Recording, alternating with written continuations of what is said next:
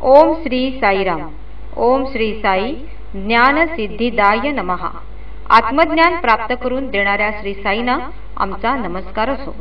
भगवंतांनी गीतेमध्ये अव्यभिचारी भक्तीचे वर्णन केले आहे।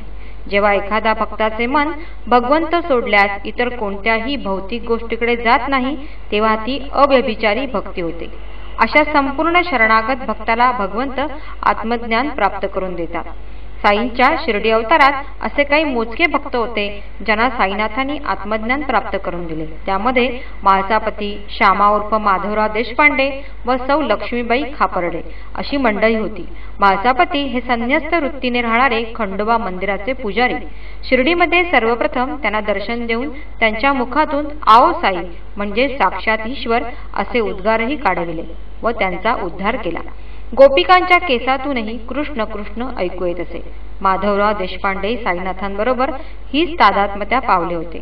त्यांच्या प्रत्येक श्वासोश्वासाबरोबर साईनाथ महाराज असे शब्द बाहेर पडलेले इतरांना ऐकू येत होते। अशा सिद्ध साधकाला आत्मज्ञान प्राप्ती साई कृपेने झाली होती। सौ लक्ष्मीबाई खापर्डे ह्या तर केवळ गृहिणी होत्या, परंतु साईनाथांची निरपेक्ष भावनेने केलेली सेवा तसेच अनेक गरीब व होतकरू विद्यार्थ्यांना आश्रय देऊन केलेले अन्नदान या पुण्याईमुळे साईनाथांनी त्यांना राजाराम राजाराम असा गुरुमंत्रही दिला। एवढेच नव्हे तर स्वतः महासमाधी घेतल्यानंतर 10 वर्षांनी लक्ष्मीबाईंना त्यांच्या मृत्यूपूर्वी आपले दर्शनही घडवले। सांप्रतच्या सत्यसाई अवतारातही स्वामींनी अनेकांना आत्मज्ञान प्राप्त करून दिले असेलच। जसे त्यांचे आजोबा श्री कोंडमराजू, सौ सुब्बम्मा, वर्ग शिक्षक श्री मेहबूब खान इत्यादी। त्यातही श्रीमती इंद्रादेवीची कहाणी विशेष तत्वाने उठून दिसते। जन्माने रशियन, अमेरिका ही कर्मभूमी व नावाने भारतीय असणारी ही महिला उत्तम योग शिक्षिका होती। जेव्हा इंद्रादेवी स्वामींच्या संपर्कात आल्या तेव्हा त्यांच्या योगिक ज्ञानाबरोबरच आध्यात्मिक ज्ञानाची पातळी स्वामींनी वाढवली।